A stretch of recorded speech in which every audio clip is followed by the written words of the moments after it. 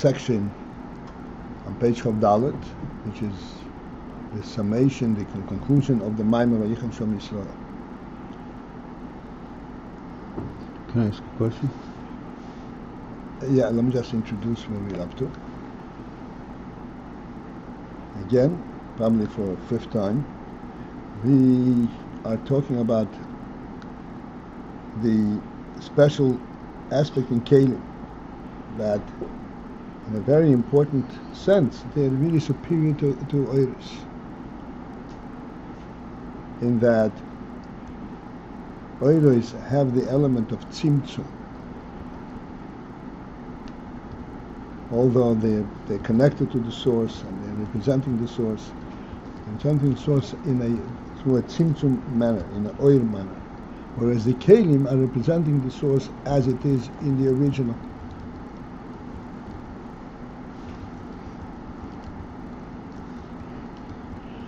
And thus the bitul hakelim is superior to bitul Ohrot. And as we explained in Ohrot, there is the element of cognizance. This is the way it should be from the Ohrot perspective. Keli does not have anything of its own at all. It's bottled because of the essence. And thus this is superior. And this is why by Matan Torah it says Vayichem Shom Yisrael neged ha'or. The beetle Vayichem Shom Yisrael by Matan Torah is the beetle hakelim. And we explained the phenomenon of beetle hakelim is that they are bottled not to any aspect, to anything that they recognize. They are bottled as a result of the actual presence, as one being right in front of the king, not being in the kingdom, and recognizing the king's rulership and so forth. Yes, Akiva, your turn. A little bit, you touched on it just now in the summation.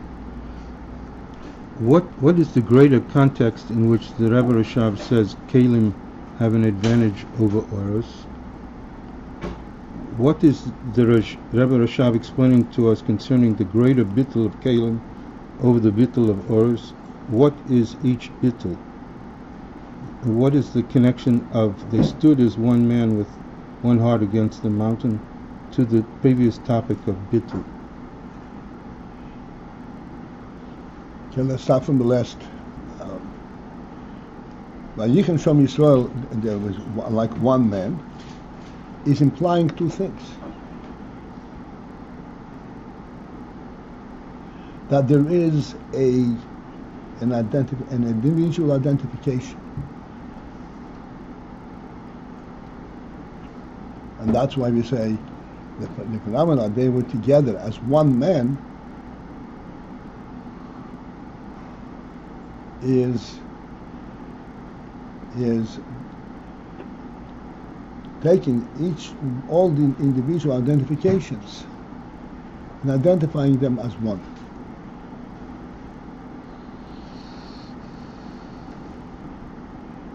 Which means that there is the immediate implication that really there is an individual identification. And at the same time, at this moment, they're like one man.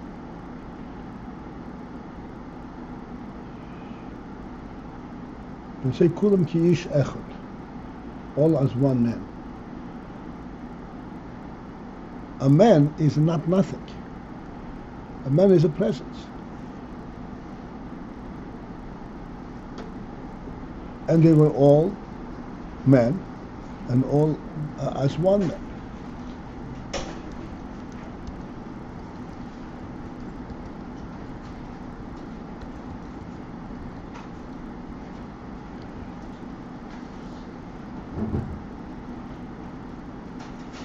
The Ohrot, the beetle of Ohrot we discussed.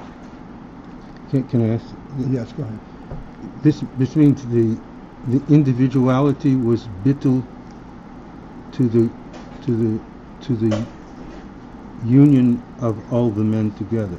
The individual person was bittul to the group No. Group is not one.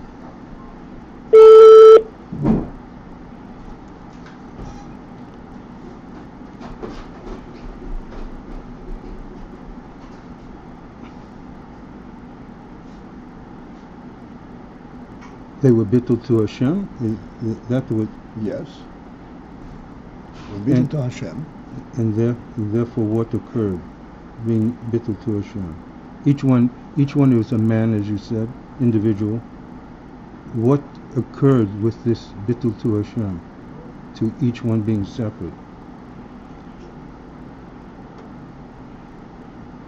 Bittul to Hashem can be understood in many ways, at least two ways. That they all recognize the union of Hashem's presence, and they each understand on their own the union that they should be bittul.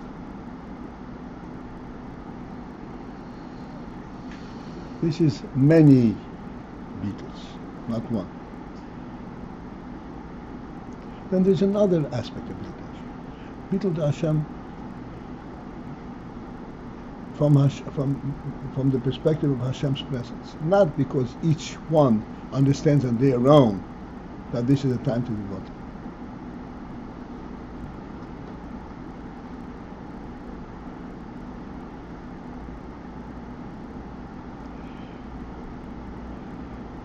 The bittul in the presence of the Melech is not due to the individual's understanding of what this is about, understanding what the Melech is about, and becoming bittul. The Melech himself infatuates the bittul.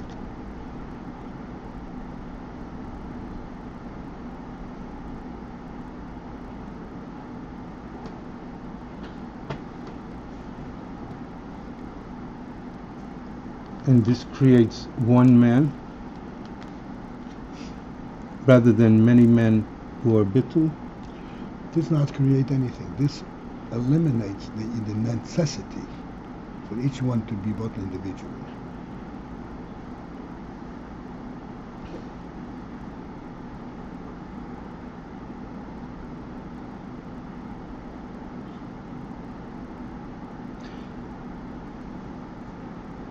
This is like the presence of the king. The presence of the king is dominant. Matter of fact, they are the presence of the king, so to speak, and that makes them one. They're not the presence of the king. They are in the presence of the king. Okay, the presence of the king is what makes them one man.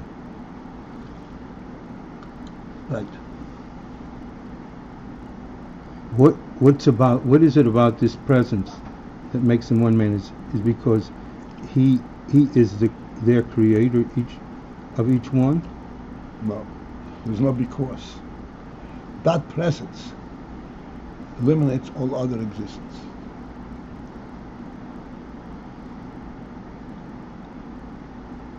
And this is almost like before the tzimtzum. Right.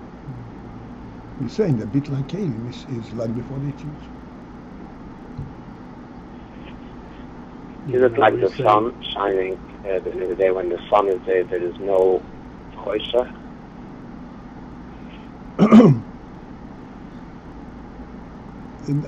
Right. Before we say right on these comparisons, we have to think through it and identify certain points. But essentially, yes, that is correct.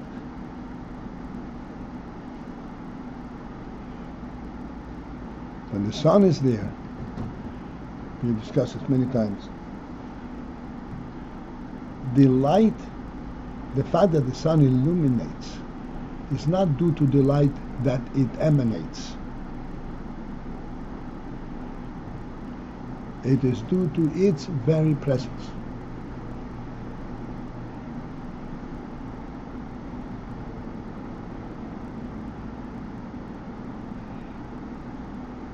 Let me conclude this statement which I made many times.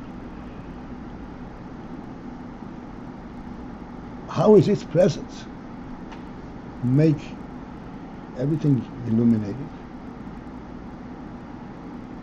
And the answer is that its presence is the essence is the essence of light. It's light be-etzem. Because it's light be-etzem, therefore in its presence everything becomes like itself.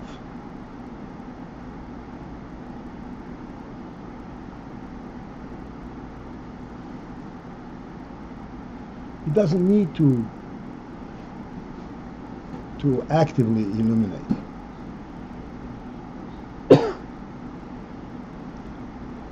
Like we always say, the Pasuk says, Hashem Memsheles Bayin, the Son was given rulership over the day. Rulership means there is no multiple thing. The sun itself is ruling, not its light is ruling. Everything becomes like it. Everything becomes like it. Everything becomes illuminated without there being any process. That's right. And going back to the mashal of everybody standing at Har Sinai, so there too, what?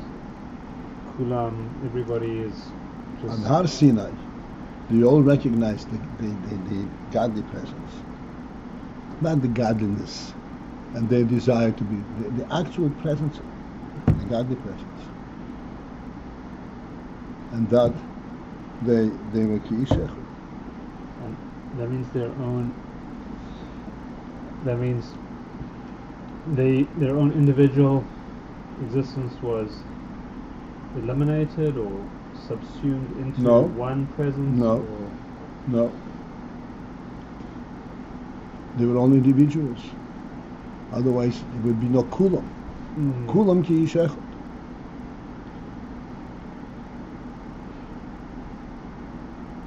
But they all became like the king. They all became like the king, right? Like they were one thing with the king.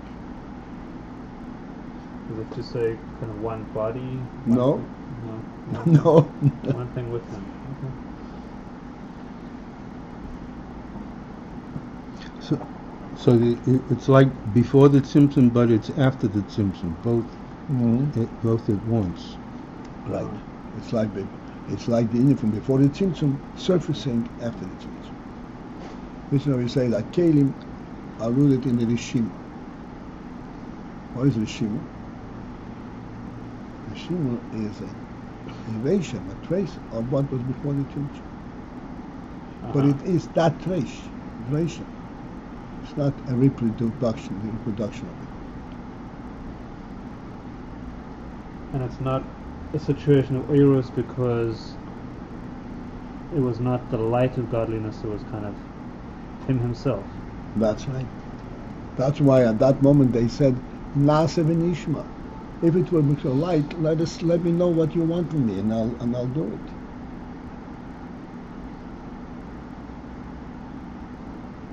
I'm an intelligent man. I'm dedicated, and I'll do my best to understand what you're saying. But it's not Nasa v'nishma.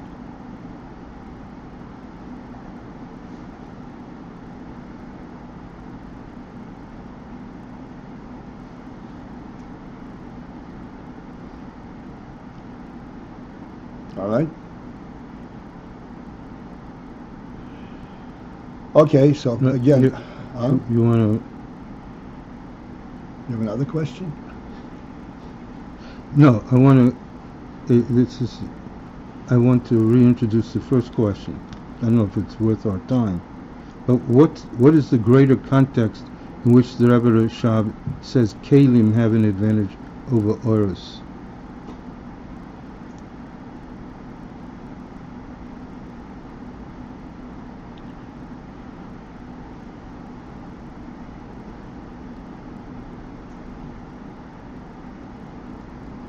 That Kabbalah's oil has a supremacy over sechel.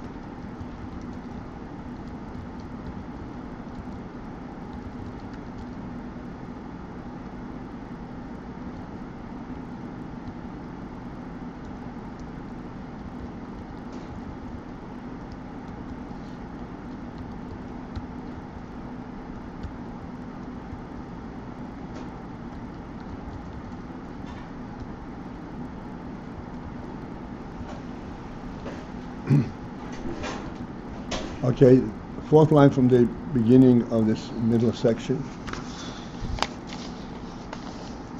The line begins with the word be-etzem. Neshomes and lakoiris.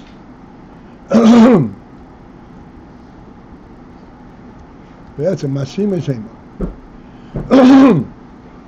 They in essence fit with one another. As we said, the union among the neshomes is seamless.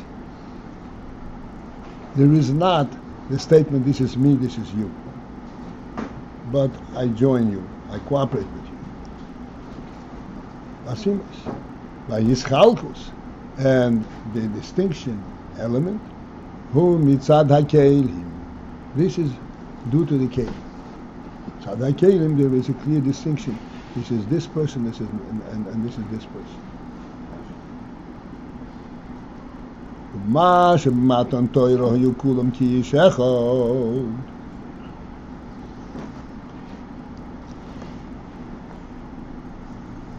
I want to interject. It's not a very pleasant thing, but you should understand the Indian. Api Torah, relating incest, relating to a close relative, is forbidden. And it's an abomination. This has now been accepted and permeated generally all civilized thinking. But going back to the tribal mentality,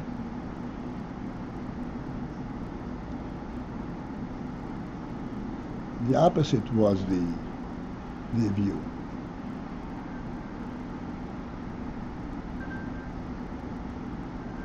Not going to take any kind of a lesson from to understand that in essence, if you want to have union in the world, the union in the world is on that level where you disregard, you eliminate the distinctions. If you forget without the distinctions, this is how you should interrelate. The Torah says absolutely not. Every distinction has to be identified and stay separate. When you came out of Mitzrayim, they were counted 600,000. And I mentioned the other day, some time ago, when Yidden walked out of Mitzrayim, they walked by tribal distinction. The Yamsuf was split into 12 different pathways. A pathway for each Shevet.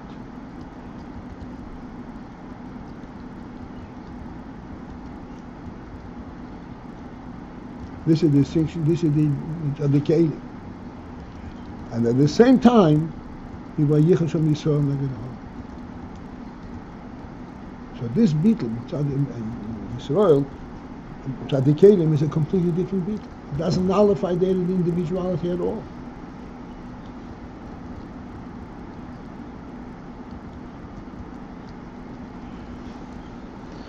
So this is what he says here.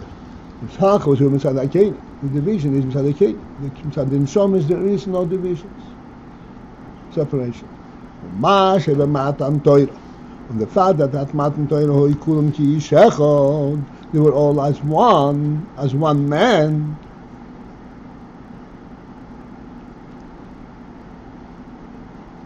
Not kulam ki echad, or as one entity, as one group. They were men, and it's like one man. A man has a sechel, has midas. A man who does not have sechel is not a man.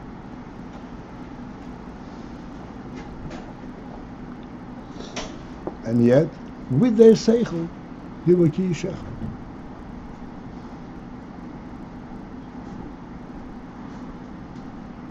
If they lost the individual sechel, then it's not a man.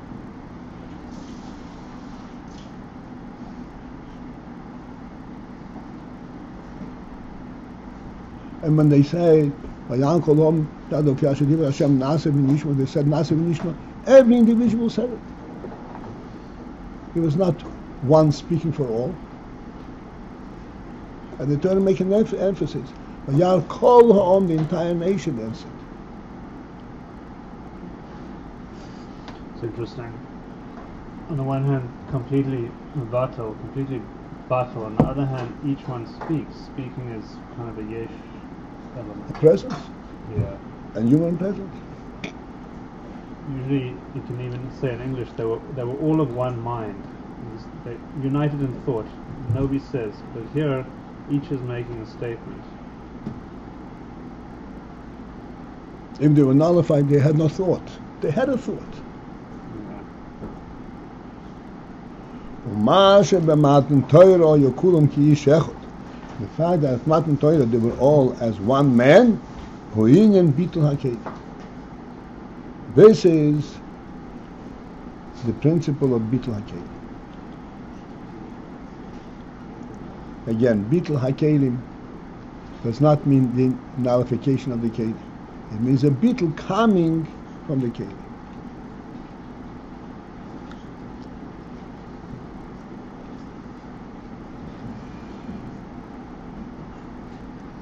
In other words, it was not that their gufim did not exist and did not become neshamas. The neshamas were still in the guf. And from that perspective, there was a beat. We had before the mashal of the presence of the sun, everything illuminated. Is there not in that mashal? Not everything becomes the sun. The sun creates a new status quo, creates daytime. Here it's like something. And strong. It doesn't even create it. It takes over. Right, but yet all the individual entities are just like bathed in daytime. They don't become the sun. They're all acknowledging it's daytime, but this one still says I'm a house. This one says I'm a horse. Yeah. Masha Incan by Har Sinai, no? Same thing. That's why kulam ki yishach. Like you said, if they were not human beings, they couldn't speak. So that's just say each one saying I'm a baker in front of the king. The other one saying I'm a scholar in front of the king. They're very much keeping their own who I am. I'm kind of picturing something where they're all like more like soldiers in a platoon. They're all unified and have no other identity. Soldiers in a platoon are unified due to their mission.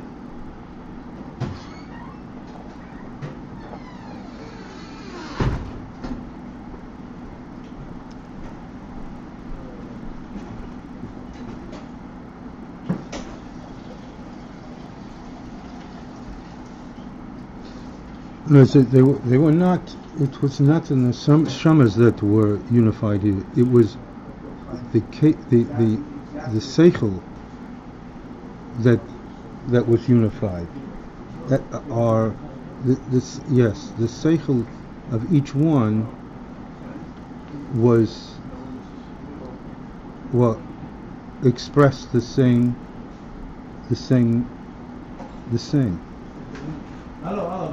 Yeah, but why? We have to stop. We'll finish the here. Okay, good. Let's go and say slichus. Do you want to say why? What? Do you want to say why? Why what? Why the sechel of each one was the sechel of each one was the same?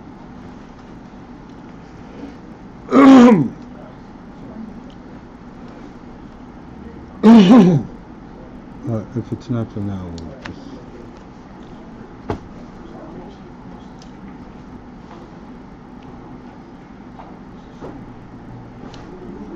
Okay, you want to answer that. Okay, good. Good night, Mr. Okay, thanks for the time.